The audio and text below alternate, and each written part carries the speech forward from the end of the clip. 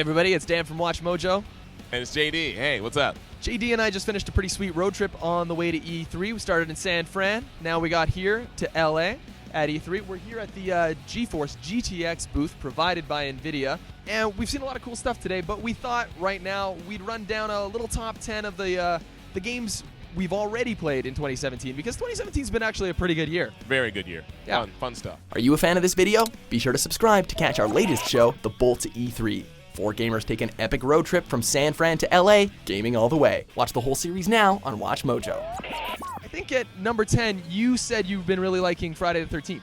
I did. I like it. I'm a big fan of Jason and chasing people and then slaughtering them. Not in real life. Jason, love your work, buddy. Just in a fictional sense. He actually has like a very cool like teleportation move in that game where you use it and he can like quickly, ghostly like teleport all the way across to another side of the whole map. Okay, so you're not actually doing you're not actually schlepping. No, the whole you're way not. there all the Not time. a lot of schlep. More of a fast flash step. Voorhees has returned.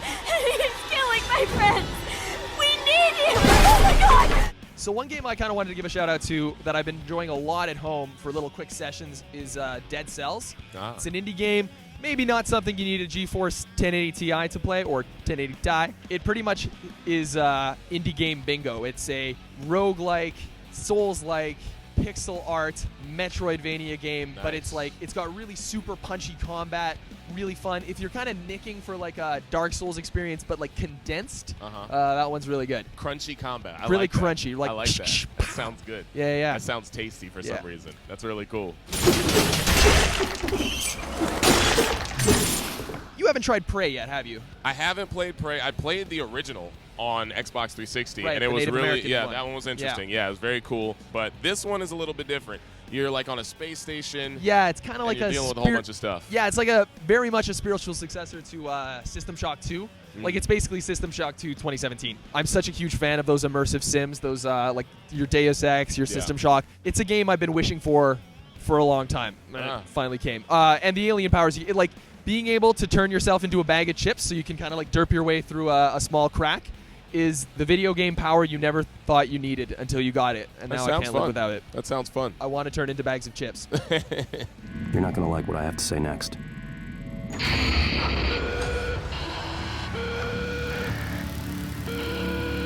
I actually haven't had a real chance to play it, but I'd be remiss if I did not mention it because the guys at the office are losing their minds over NieR Automata. Okay. Or NieR Automata. Yeah. NieR Automata. That game has just got like a really cool art style. Yeah. Apparently like a pretty good narrative going too, and the combat is apparently awesome. So that's on my list. I've seen a lot of praise online about it. Yeah, I heard that it's a good game. I gotta check it out. It's definitely coming up next on my to-play list. It seems this Nietzsche was quite the profound thinker. Or perhaps he skipped right past profound and went straight to crazy instead. Resident Evil, man. Like, Resident that's a game, Evil 7. We were talking just before the camera started rolling, and I was saying that that's a game that, like, it came out and it was, like, on everyone's mind for about 2 weeks. I mean, then it's just gone. I want to say it got a good month out of me, maybe 2 months. But it was good. It was really good. So good. Did you like it? I loved it. It was one of my favorite Resident Evils. My only slight against it is that it, like, as soon as I was like, all right, I'm so into this game, I was done. Yeah, you could burn through it. You definitely could. But they do have an expansion coming out. Yeah, I took my time with it, so it was like it was a slow burn for me.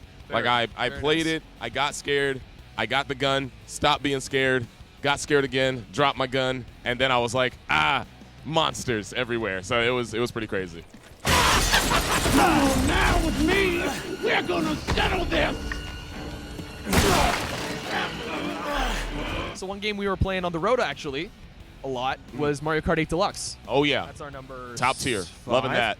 Yeah. Loving that. Mario Kart. Yep. We don't need to talk about Mario Kart. We need esports Mario. When's that happening? Nintendo esports Mario Kart. No blue shells. No blue shells. No blue shells. Yeah. Only skill. Only drifting. All coins. All coin racing. No, Yeah. that's a great one though. Switch is doing really well.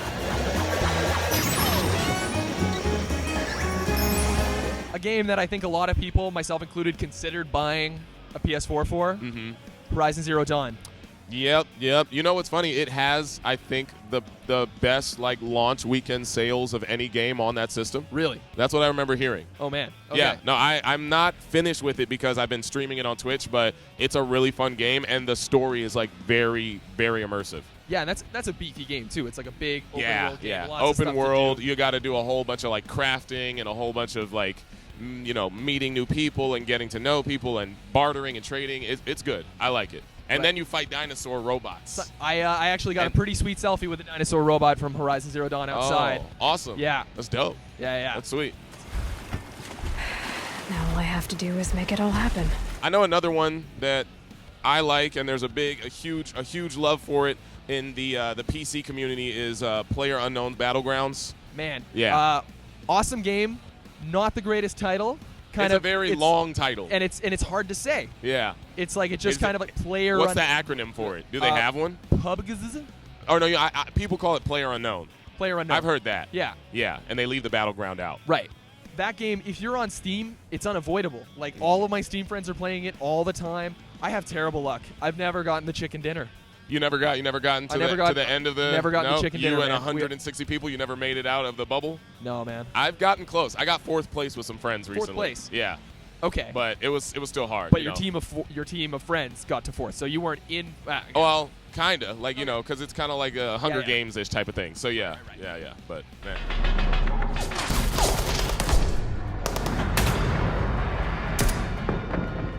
Another game that I would be remiss if I didn't mention, but I really haven't been able to dive into because it's long and demands commitment is Persona 5.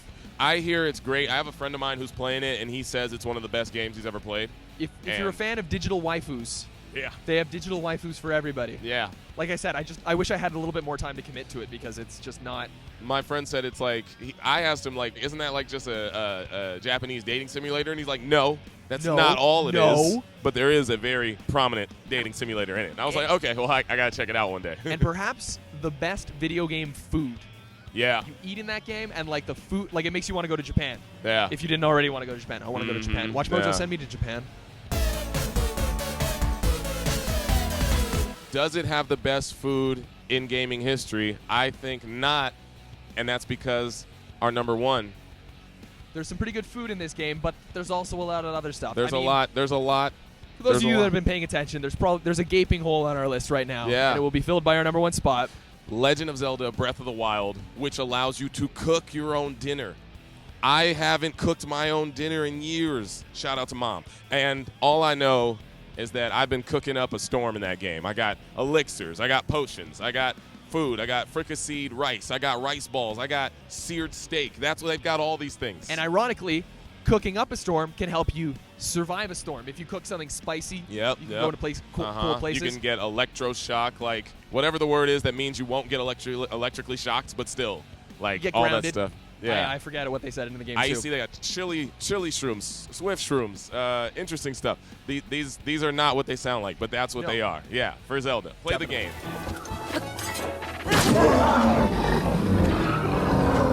Well, I think that concludes our top 10, JD. Yep. Thank you very much for joining us. Thank you for having me. You can check JD out on his YouTube.com/runJDrun. There you go. It's not as cheesy as it feels. No, come on over. It's a good channel. That's why we got him here, man. And big thanks to NVIDIA, GeForce. You can check JD out actually on their channel too, with a lot of other content. Yeah. And thanks to NVIDIA for letting us use their booth for this interview. From Dan at WatchMojo. Be sure to subscribe. Got new top 10s every day. Have a good day, everybody. See you later. Do you agree with our picks? Don't forget to check out The Bolt to E3, a brand new series from WatchMojo, where 4 gamers take an epic road trip from San Fran to LA, gaming all the way.